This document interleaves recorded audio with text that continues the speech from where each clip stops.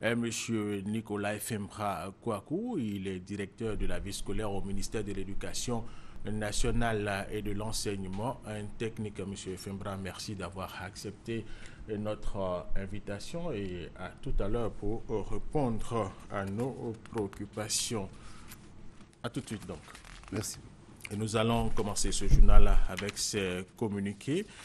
Le premier communiqué est adressé à Sa Majesté Mohamed VI, roi du Maroc. Ces communiqués sont du président de la République Alassane Ouattara. Majesté et chers frères, c'est avec une grande consternation que j'ai appris l'effroyable accident d'autocar qui a occasionné la mort de plus d'une trentaine de personnes, dont de nombreux enfants, et fait plusieurs blessés le 10 avril dernier. Je prie votre Majesté de bien vouloir transmettre aux familles endeuillées mes très sincères condoléances et mes vœux de prompt rétablissement aux blessés. Et cet autre message adressé à son Excellence, M. Ali Bongo Ndimba, président de la République gabonaise. J'ai appris avec une profonde tristesse le décès de Rose Francine Rogombe, ancien président de la République par intérim et du Sénat de la République gabonaise. En cette douloureuse circonstance, le gouvernement et le peuple ivoirien se joignent à moi pour exprimer à votre Excellence, au peuple frère du Gabon, notre profonde compassion et notre solidarité. Signé Alassane Ouattara, président de la République de Côte d'Ivoire. Le président de la République qui a rencontré hier samedi des victimes de la crise post-électorale de 2011 et celle des autres crises que la Côte d'Ivoire a connues. Le chef de l'État, Alassane Ouattara, lui a promis que justice sera rendue. Témoin pour RTI1 lors de cette rencontre, Viviane Haïmer. Unis dans la douleur et dans l'espoir, c'est ainsi qu'on pourrait dépeindre la rencontre que le président de la République, Alassane Ouattara, a eue ce samedi matin avec les victimes de la crise post-électorale et des différentes crises que la Côte d'Ivoire a connues depuis 2000 et qui résident dans la commune d'Abobo, commune dortoir, avec une densité élevée d'habitants et considérée comme un bastion fort du RDR. Elle a connu de 2000 jusqu'à la crise post-électorale de 2011, en de nombreuses fois, des actes de répression de la part des différents pouvoirs en place. Les points culminants ont été les tirs répétés d'obus sur les habitants d'Abobo au cours de la crise post-électorale de 2011 et la tuerie à l'arme lourde de 7 femmes au rond-point du quartier Anador. C'est donc dans une atmosphère lourde du souvenir encore récent de toutes ces atrocités dont plusieurs des victimes présentes ce samedi à la mairie d'Abobo en portent les marques que s'est déroulée cette rencontre voulue par le président de la République Alassane Ouattara. En ouverture, le maire, le ministre Adama Toungara, a expliqué que la commune d'Abobo compte 4 organisations de victimes.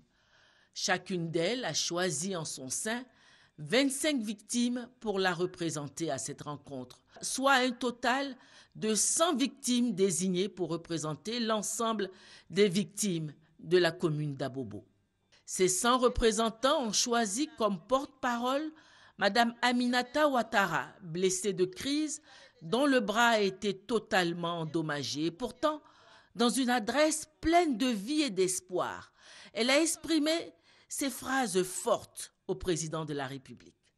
Excellence, Monsieur le Président de la République, parce que vous êtes vous-même une victime, parce que vous avez souffert le martyre, vous mesurez à sa juste valeur ce que nous avons souffert. Que dis-je? Ce que nous souffrons dans notre chair et notre âme. Qui mieux que vous peut en effet réaliser le poids de la douleur qui nous étreint? Toutefois, vous avez pardonné et nous sommes prêts à pardonner. Mais nous voulons que justice soit faite. C'est à ce seul prix, Monsieur le Président de la République, que notre pardon aura un sens véritable. Excellence, Monsieur le Président de la République, nous vous remercions pour tout ce que vous avez déjà fait pour nous et vous disons combien de fois nous comptons sur vous. Monsieur le Président de la République, en si peu de temps, vous avez transformé la Côte d'Ivoire et c'est visible de tous.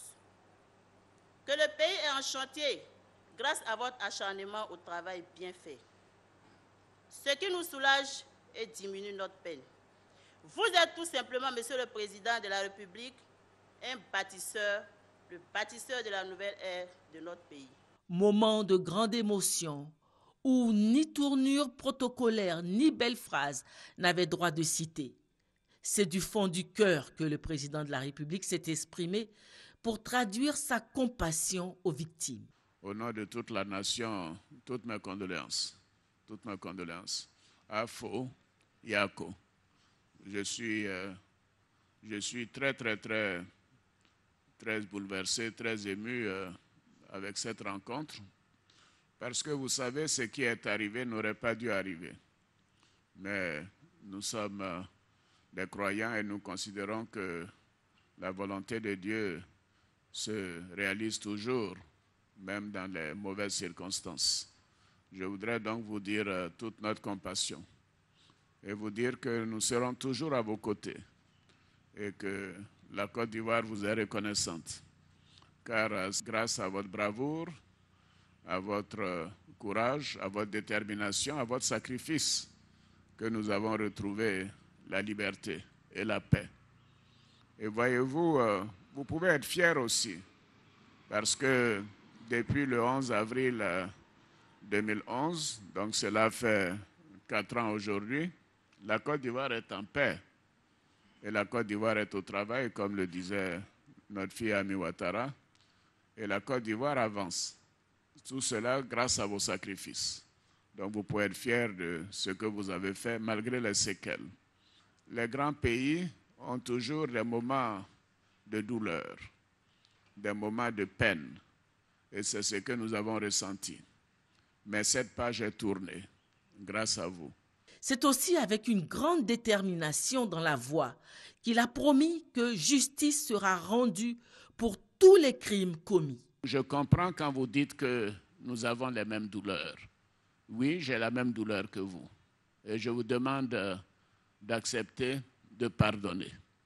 De pardonner comme moi je l'ai fait. Je vous demande de pardonner. Je vous demande de vous dire que d'abord, la Côte d'Ivoire a besoin de tourner cette page. Nous avons besoin de vivre ensemble, comme vous le faites maintenant, dans les différents quartiers. Je vous demande de continuer de pardonner. Oui, vous avez raison, cela ne doit pas occulter le problème de la justice. Oui, les personnes responsables, ces atrocités seront jugées et continueront d'être jugées, quelles que soient les opinions nationales et internationales. J'entends ici et là parlant de justice des vainqueurs. Est-ce qu'on a déjà vu une justice des vaincus? Si c'était les autres, ils nous auraient tués tous. Et le fait qu'on les juge montre que nous sommes une démocratie, que nous sommes un pays de droit. Nous allons continuer de juger ceux qui ont commis ces crimes. Ils doivent être jugés en Côte d'Ivoire. Personne n'ira à la CPI. Personne. Nous jugerons toutes les personnes ici en Côte d'Ivoire. Parce que nous en avons la capacité. Nous voulons montrer que nous sommes un pays moderne, un pays de droit et un pays de justice. Donc j'ai entendu votre message, ma chère fille. Voyez-vous, je ne peux pas juste lire un discours. Ce que je vous dis vient du fond du cœur. Parce que je ressens votre douleur. Je trouve inadmissible ces personnes qui ont tué, qui ont brûlé des gens, qui ont violé des femmes, se conduisent aujourd'hui comme s'ils étaient des anges, comme s'ils n'avaient rien fait. Ce n'est pas acceptable. Et cela ne devra plus jamais se passer en Côte d'Ivoire. Mais malgré tout ça, ce que je vous demande, c'est d'accepter de pardonner. Oui, pardonner, parce que le pardon grandit. Le pardon grandit. Les vrais croyants pardonnent toujours. Parce que nous savons qu'au-delà de ce que nous faisons ici, nous irons au-delà. il y aura un jugement suprême après notre mort. Donc soyez rassurés que malgré tout ce que ces gens pensent, la justice fera son travail. Et nous n'allons épargner personne. Tous ceux qui ont commis des atrocités, où que ce soit sur le territoire national, seront jugés et seront jugés en Côte d'Ivoire par la justice ivoirienne. Je vous donne cette assurance. Le président de la République leur a aussi promis que l'État leur apportera tout son soutien sous la forme d'une indemnisation. Voyez-vous, chers parents, je viens de mettre en place également la CONARIV, la Commission nationale de réconciliation et d'indemnisation des victimes. Cela a pris du temps. Nous sommes rendus compte après le travail de la CDVR que toutes les victimes n'avaient pas pu être recensées. Et moi, je ne veux laisser aucune victime, aucun proche de victime au bord de la route. C'est pour ça que nous avons réactivé cette commission, pour faire son travail, pour aller jusqu'au bout, pour permettre de faire une indemnisation qui soit juste, qui soit équitable et qui concerne tout le monde. Donc je voudrais vous dire que ce n'est pas certainement pour beaucoup, cela est nécessaire, parce que je vois des veuves qui ont perdu leur époux, qui ont perdu tous leurs grands-enfants. On sait comment ces gens opéraient et qui n'ont aujourd'hui aucun moyen de subsistance. Donc l'indemnisation est nécessaire. Mais il faut aller au-delà. La Côte d'Ivoire a besoin de montrer l'exemple. Nous devons faire en sorte que ces questions soient du passé. Quelle barbarie. Ce n'est pas la Côte d'Ivoire d'Houphouët-Boigny dans laquelle nous avons vécu ces mois et ces années sombres. Donc je voudrais terminer en vous disant, chers parents, chers enfants, que je suis venu vous dire que je pense souvent à vous et j'ai mal. J'ai mal pour mon pays. J'ai mal pour la folie qui a emporté certains de nos concitoyens. Mais je vous donne la garantie qu'avec Alassane Ouattara comme président de la République, plus jamais cela ne se reproduira. Oui. Avant de mettre fin à la rencontre, le président de la République a offert une enveloppe aux victimes présentes à cette rencontre. La Côte d'Ivoire est en paix. La Côte d'Ivoire avance grâce à vos sacrifices, leur a dit le président de la République. Et pour bien le signifier, délaissant son véhicule de commandement, le président de la République est monté dans le même car que les victimes pour effectuer avec elles le trajet jusqu'au lieu de la cérémonie d'inauguration de la nouvelle voie à Bobo, à Niama, comme pour leur dire que cette réalisation l'est grâce à leur sacrifice.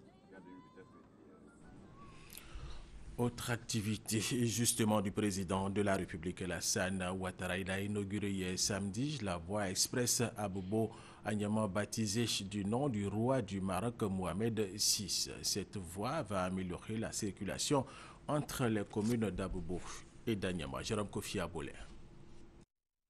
La voie express à Bobo à Niama. On ne peut pas dire que les populations de ces deux communes n'en ont pas rêvé.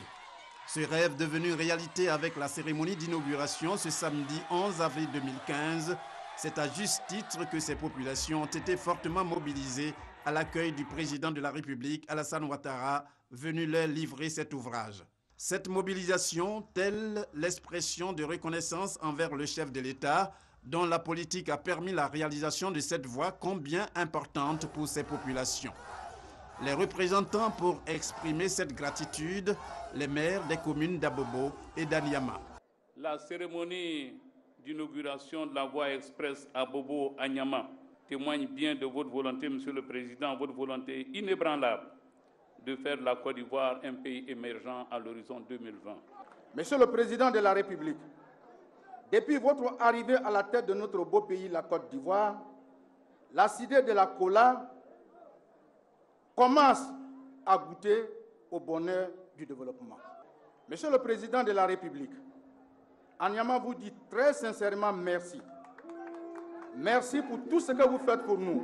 Une route tout à fait neuve en 2 fois 2 voies. Le projet d'un coût global de 9,8 milliards de francs CFA a été cofinancé par la BOAD, Banque Ouest-Africaine de Développement. Son représentant résident en Côte d'Ivoire, Omar Tambeley, a indiqué que la BOAD serait toujours disposée à soutenir la Côte d'Ivoire dans ses efforts de développement visant à faire d'elle un pays émergent.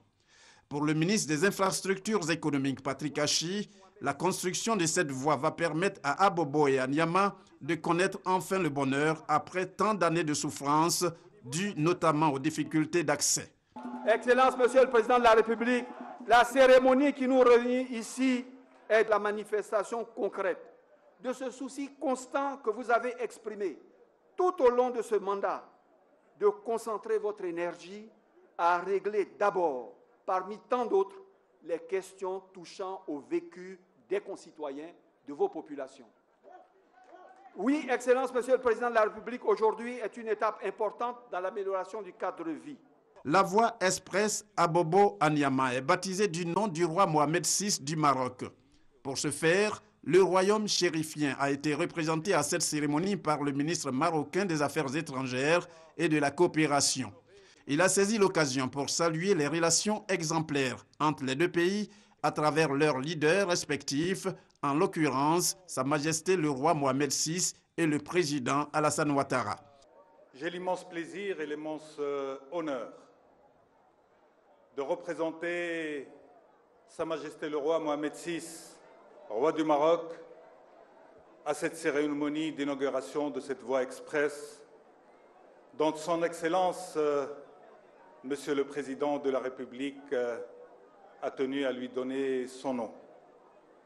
En hommage à une amitié sincère, à une fraternité de tout temps, mais aussi à une ambition que Son Excellence le Président et Sa Majesté le Roi, déterminés comme ils sont, à vouloir donner à cette relation d'exception entre la Côte d'Ivoire et le Maroc un contenu et une détermination et un dynamisme qui apportent une contribution au développement de nos deux pays et au développement de nos deux peuples.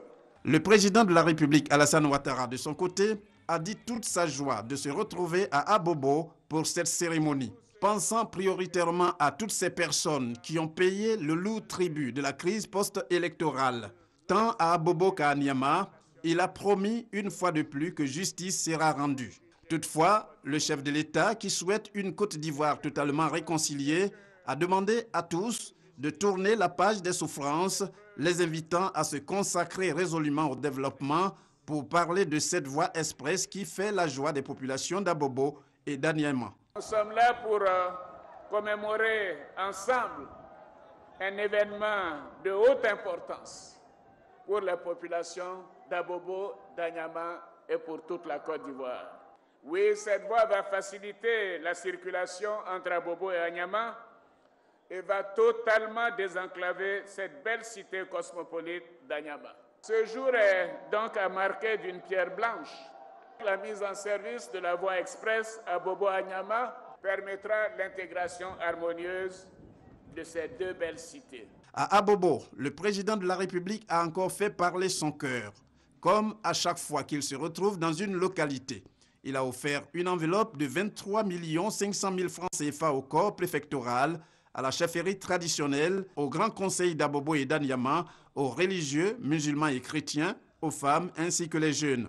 Il a notamment promis, en plus des chantiers déjà effectués dans les deux communes, la réalisation des travaux de la traversée d'Anyama et la satisfaction surtout des besoins en eau potable.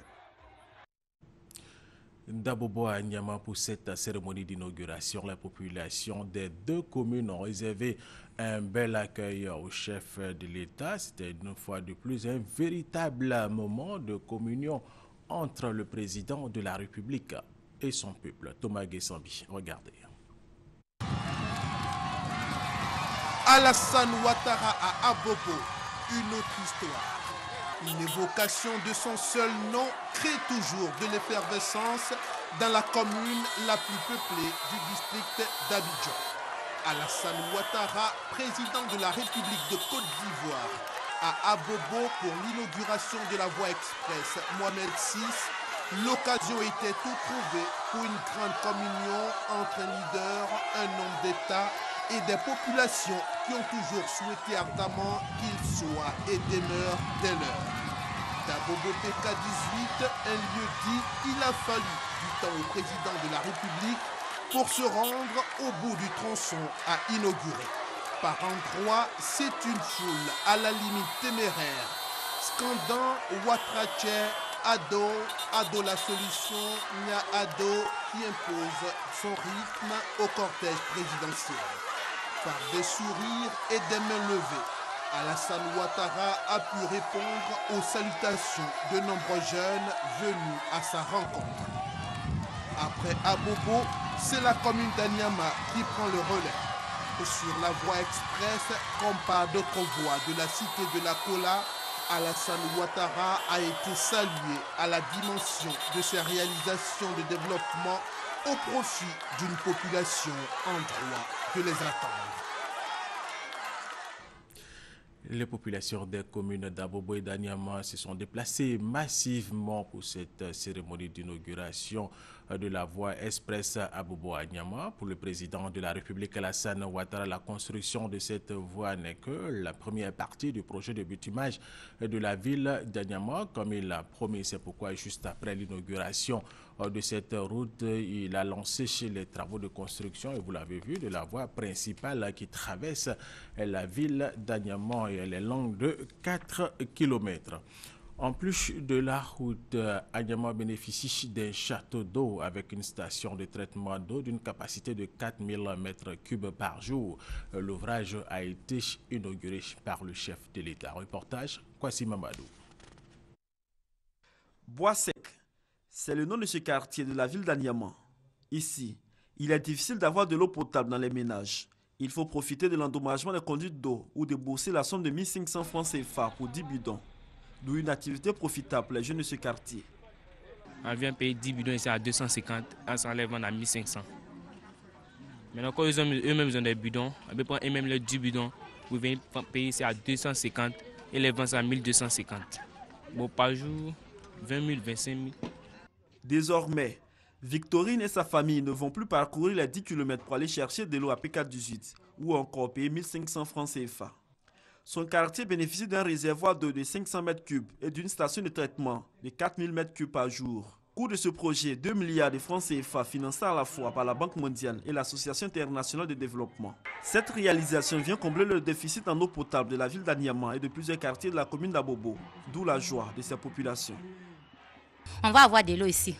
On ne va pas aller à quelques kilomètres pour aller chercher de l'eau. Donc on est très heureux, on est content même.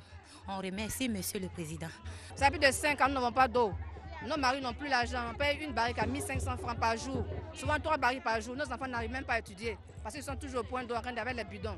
Nos enfants ne grandissent plus. Ils sont tous devenus tous coucou parce qu'à force de prendre l'eau.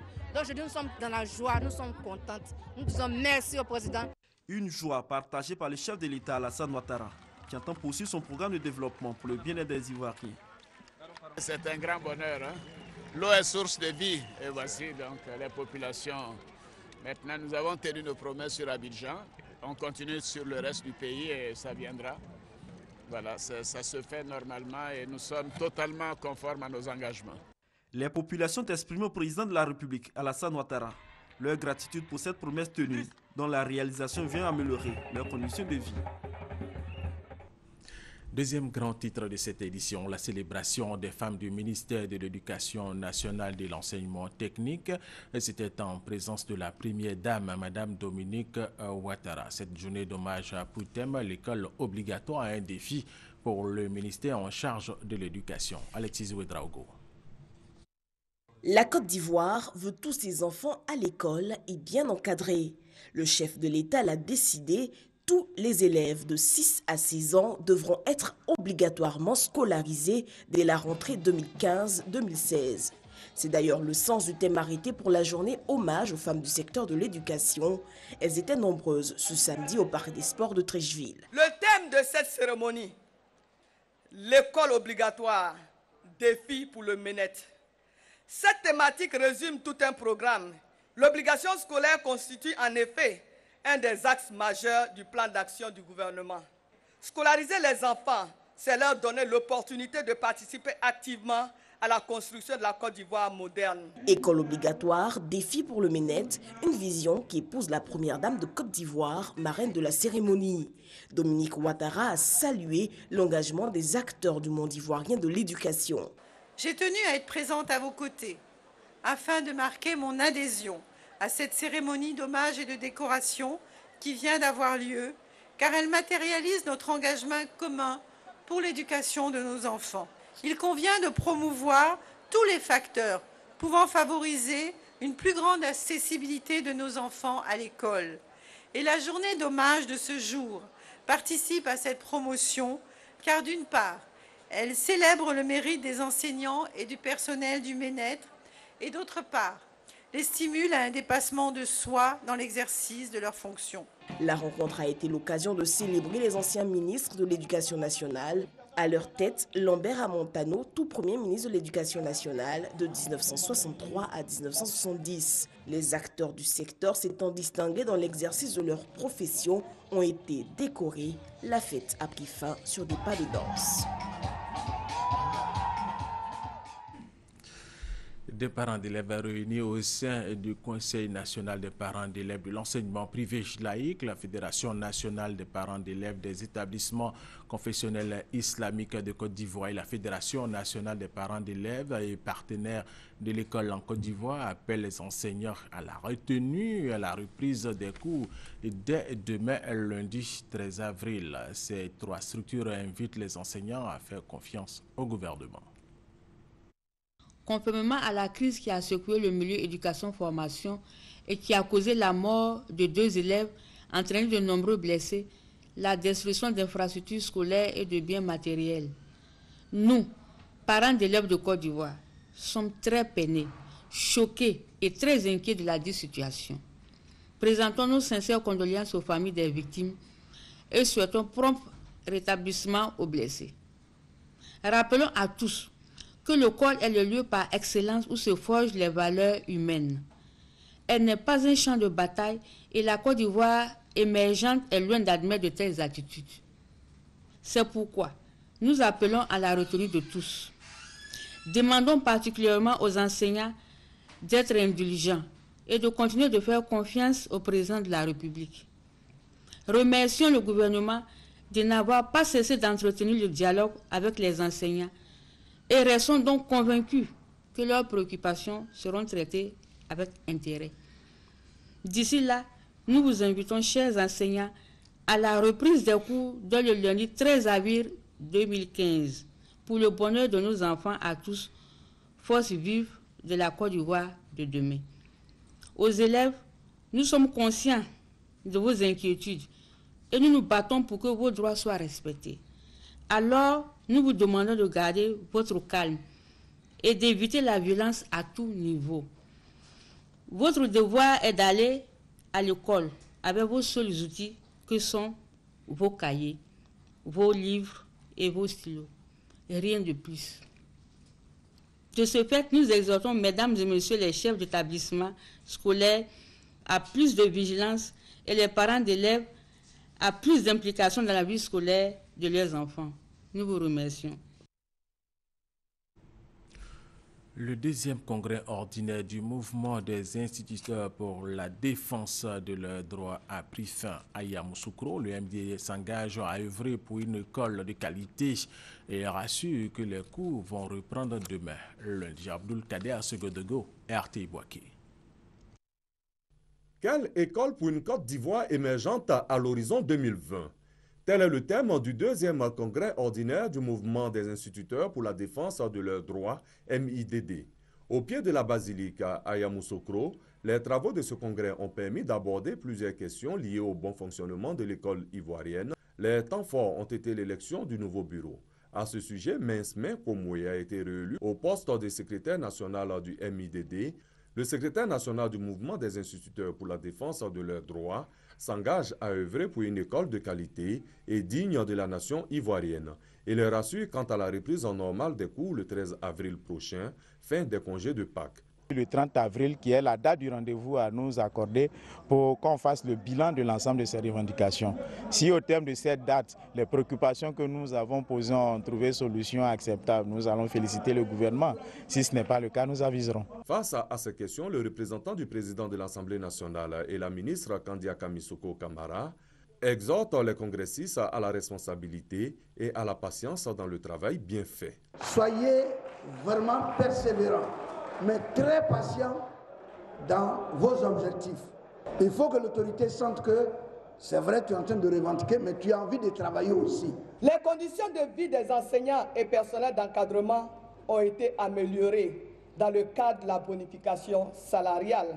J'attends le MIDD sur le bon chemin, celui de l'école qui forme et éduque. Plusieurs syndicats frères ont apporté leur soutien à ce deuxième congrès ordinaire du mouvement des instituteurs pour la défense de leurs droits, MIDD. Débuté le 3 avril dernier, le Salon de l'agriculture et des ressources animales a clos officiellement ses portes hier samedi, mais les stands restent ouverts ce dimanche pour les organisateurs de ce salon. Le bilan est positif. Hugues Hervé Blé. À coup sûr, parmi les milliers de personnes qui garderont du Sahara 2015, un bon et impérissable souvenir, ces 141 acteurs du monde agricole. 7 ont été faits commandeurs, 54 officiers et 82 ont été décorés dans l'ordre du mérite agricole. Le Sahara, qui a officiellement refermé ses portes samedi, est un succès. Le président du comité d'organisation et celui du comité scientifique en veulent pour preuve. C'est plus de 160 000 visiteurs, c'est 607 entreprises et organisations exposantes, c'est 12 pays participants, mais encore. Nous avons organisé 206 réunions d'affaires, 206 B2B, de façon exceptionnelle. Intéressés par le secteur agricole, nous avons eu des intentions de financement ferme de 9 milliards 3 millions de francs CFA. Nous avons assisté à la signature de 8 conventions. Président de la cérémonie officielle de clôture du Sahara, Daniel Kablan-Duncan, le chef du gouvernement ivoirien, maître d'œuvre, s'est félicité du succès de l'édition 2015. Le Sahara 2015 est un véritable succès. Je suis convaincu que l'économie de notre pays repose et reposera encore pendant longtemps sur l'agriculture. Dans cette optique, le gouvernement ouvrira plusieurs chantiers, dont notamment l'écriture d'un document de politique foncière, l'exécution de plusieurs projets visant à accélérer la mise en œuvre de la loi sur le foncier rural, la réforme du système de formation agricole avec la création de centres de formation professionnelle agricole intégrés, l'accélération de la mécanisation agricole, et ça c'est important. Pendant 10 jours, du 3 au 12 avril, opérateurs nationaux du secteur de l'État et du privé, mais aussi ceux venus de 12 autres pays ont exposé leurs activités, décliné leurs politiques dans les domaines de l'agriculture et des ressources animales. Tous prennent rendez-vous en 2017 pour la 4e édition que le gouvernement et le président Alassane Ouattara veulent aussi grande, sinon beaucoup plus que celle qui s'achève.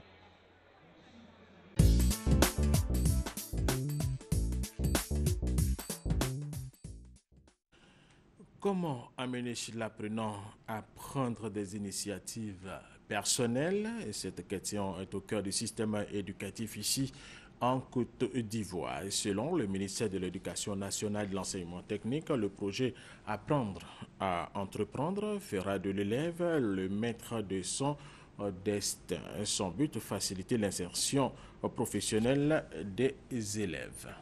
Regardez. Promouvoir l'esprit entrepreneurial dans le milieu scolaire, tel est l'objectif du ministère de l'Éducation nationale et de l'enseignement technique. Cette nouvelle approche pédagogique, selon le ministre, traduit la volonté du gouvernement à favoriser l'insertion sociale et l'employabilité des jeunes en Côte d'Ivoire. Il s'agit d'amener l'élève à apprendre à entreprendre en mettant l'accent sur l'initiative personnelle, la créativité, l'autonomisation et la responsabilité de l'apprenant. J'aime ce métier de caissier, c'est moi qui ai voulu apprendre. C'est pendant mes temps libres que je vis. Nous faisons le commerce des balais que nous fabriquons nous-mêmes. Et de la craie et du gravier. Cela nous rapporte de l'argent que nous gardons dans notre caisse. Grâce à la coopérative, j'adore le commerce. Quand je serai grande, j'ouvrirai une grande boutique. Pour réaliser cette volonté gouvernementale, 3 axes ont été dégagés. Le premier porte sur la conscience de soi, de son potentiel et de ses modes d'actualisation. L'appropriation des stratégies et la recherche de ressources liées à un projet et la mise en œuvre constituent le deuxième élément essentiel, a indiqué le ministre. Enfin, la connaissance du monde du travail, des rôles sociaux, des métiers et des professions. Le projet Apprendre à entreprendre a pour ambition de faire de l'élève le maître de son destin. Il permettra de consolider, selon le ministre, la volonté de l'élève à engager pleinement ce qu'il veut faire et mener à terme ce qu'il entreprend. Bienvenue dans le magazine de ce dimanche. Le thème est l'entrepreneuriat à l'école. Notre invité est M. Nicolas Efembra Kouakou, directeur de la vie scolaire au ministère de l'Éducation nationale et de l'enseignement technique. M. Efembra, merci d'avoir accepté notre invitation pour nous donner un peu plus d'informations sur l'entrepreneuriat à l'école. C'est quoi l'entrepreneuriat à l'école? Merci. L'entrepreneuriat à l'école, c'est une valeur éducative. Et en général, l'entrepreneuriat, c'est un ensemble de compétences, d'attitudes à acquérir et permettant à un individu d'identifier, d'analyser, d'agir sur un problème ou une situation et afin de lui donner une réponse innovante et une réponse de valeur. Ça peut être une réponse, une valeur matérielle, ça peut être une valeur financière, ça peut être une valeur sociale, ça peut être une valeur humanitaire. À l'école, comme je l'ai dit, c'est une valeur éducative, c'est un processus qui, au cours de développement de l'enfant, va étape après étape permettre à cet enfant d'avoir une personnalité entreprenante. Cela veut dire que au cours de toute sa scolarité, l'enfant va apprendre à entreprendre à travers des activités qui lui permettront donc de renforcer son potentiel et lui permettre à tout moment de pouvoir lui-même concevoir un projet, l'exécuter, faire le suivi et évaluation de ce projet. Alors, très bien, monsieur Afanda. C'est à partir de quel niveau est-ce que cela peut commencer, je veux dire, l'entrepreneuriat à l'école? La maternelle, le primaire? Oui, comme je l'ai dit, c'est une valeur éducative. Donc l'entrepreneuriat va se faire dans tous les niveaux. Parce que, je le dis, nos enfants, même à la maternelle, ont du génie. Et nos enfants entreprennent des activités à la maternelle. Voilà pourquoi nous allons commencer très tôt dans la maternelle, le primaire et le secondaire, puisqu'il s'agit de l'éducation nationale et l'enseignement technique. D'accord. Alors, quelle stratégie entendez-vous mettre en place pour la réussite de ce projet?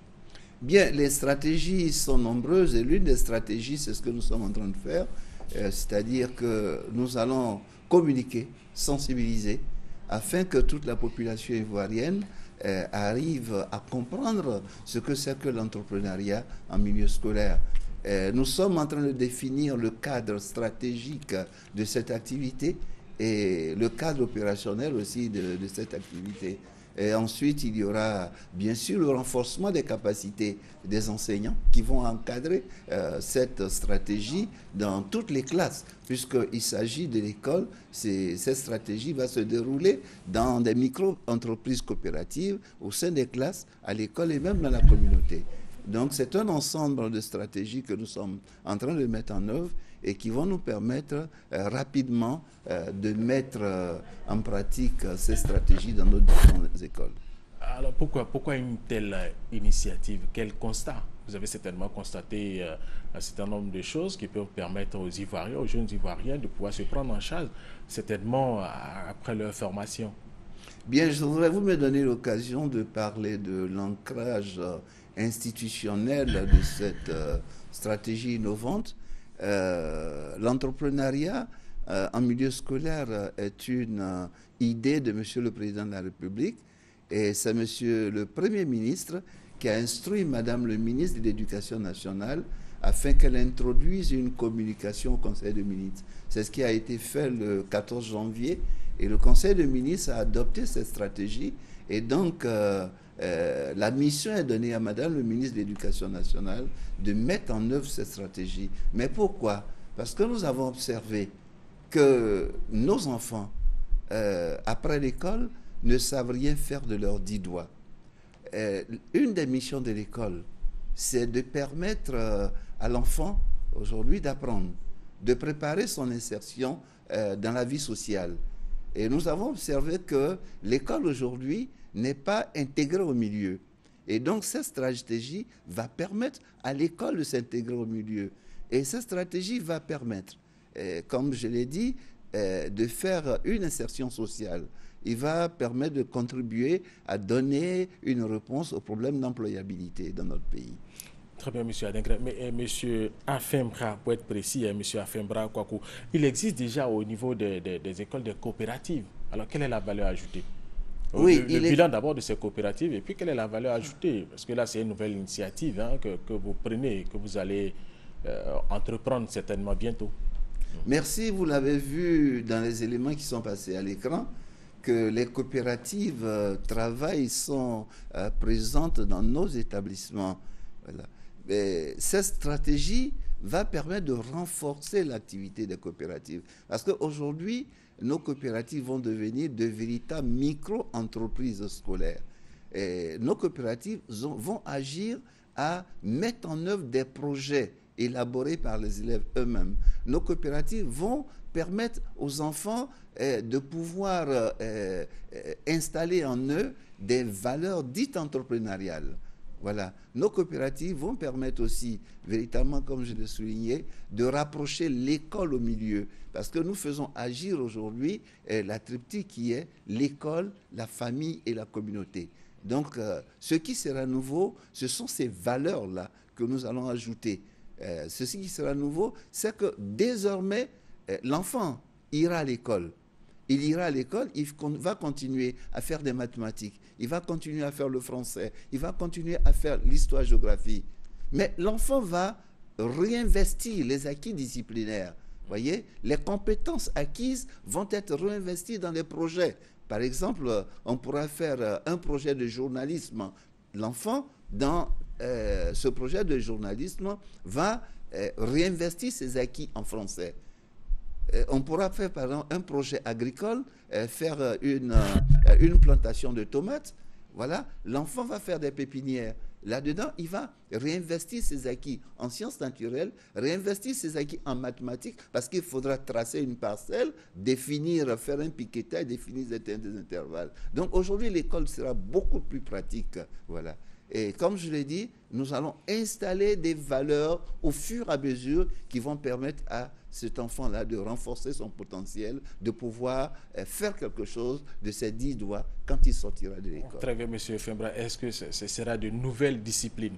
Parce que vous savez qu'avec les enfants, dès qu'ils savent que c'est une nouvelle discipline, ils vont s'y mettre. Mais après, c'est pas forcément cela. Je voudrais vous rassurer, je voudrais rassurer toute la communauté ivoirienne. Ce n'est pas une nouvelle discipline à enseigner en classe. Mais plutôt, comme je viens de le dire, c'est un réinvestissement des connaissances. Les connaissances qu'il a pu acquérir en faisant les disciplines traditionnelles. C'est un réinvestissement dans de la pratique. Ce que les parents doivent savoir, ce que la communauté doit savoir, que désormais, ça sera une école pratique. Une école où on apprend, mais une école où on pratique en même temps des activités. Et je voudrais peut-être profiter pour dire qu'il y aura différents types d'activités. Il y aura l'élaboration et la mise en œuvre de projets. J'ai parlé de différents types de projets. Mais il y aura aussi la visite en entreprise. L'enfant va aller en entreprise. Il va apprendre à connaître le travail, à connaître les valeurs du travail. L'enfant va aussi rencontrer des entrepreneurs en classe et au sein de l'école. L'enfant va être aussi mis en stage d'observation aux côtés d'entrepreneurs. C'est une somme d'activités revalorisantes qui vont permettre de donner un profil à l'enfant et qui vont aussi permettre de déterminer l'engagement de l'enfant vers un métier, vers une profession révalorisante. Très bien. Quelle sera la collaboration parents d'élèves, enseignants et enfants? Parce que si le parent d'élève, par exemple, il décèle en son enfant un futur footballeur qui pourra remplacer Yaya Touré, Didier Drogba et autres, ou un enseignant, un éminent enseignant, pourquoi pas un grand journaliste. Alors, comment le parent qui décèle le talent de son enfant pourra rentrer en contact, échanger avec l'enseignant pour que cela puisse être poursuivi? Bien, cette question est très importante parce que, vous savez, l'éducation d'un enfant doit pouvoir se faire avec toutes les sommes de compétences, bien sûr, des parents, de la communauté et de l'école. Parce que l'enfant qui naît au sein d'une famille, cet enfant-là est doté d'un potentiel. Et les activités entrepreneuriales exercées par les parents, ces activités vont agir sur l'enfant pour modifier son potentiel, pour le structurer. Voilà. Et nous disons que les parents doivent pouvoir faire attention aux talents qui sont dans nos enfants et encourager ces talents et ensemble avec l'école agir afin que l'enfant puisse, ces talents soient détectés et que l'enfant puisse véritablement continuer ses études, bien sûr, et ensuite pouvoir s'orienter vers ce potentiel-là. Donc, il y aura véritablement un ancrage entre la famille, entre l'école et entre la communauté. Parce que l'école va pouvoir aller vers la communauté, l'école va s'insérer dans la communauté. Voilà. Donc, nous disons aux parents d'encourager les enfants qui ont des talents, de permettre à l'école de reconnaître ces talents des enfants et donner le maximum de chance à nos enfants. Très bien, M. Mfembra, ce sera votre mot de la fin. Nous allons terminer avec cette information. Le Kenya a commencé à inhumer les victimes du massacre de l'université de Garissa. De nombreux étudiants et proches ont rendu un dernier hommage aux 148 victimes de l'attaque du 2 avril dernier qui a été menée par les islamistes somaliens Shebab. Et ce communiqué de la présidence de la République pour terminer cette édition, communiqué adressé à son Excellence M. Uhuru Kenyatta, président de la République du Kenya. Le communiqué du président Alassane Ouattara, je condamne avec fermeté ces actes terroristes qui portent gravement atteinte à la dignité humaine et à l'émancipation de la jeunesse à venir de notre continent. Sensible à ce drame qui endeuille le Kenya, le gouvernement et le peuple ivoirien se joignent à moi pour exprimer nos sincères condoléances à votre Excellence et aux familles éplorées, ainsi que nos vœux de prompt rétablissement aux blessés. Alassane Ouattara, président de la République de Côte d'Ivoire. Et c'est la fin de cette édition, c'est également la fin de ce magazine. Merci de nous avoir suivis et restez avec nous sur RTI1.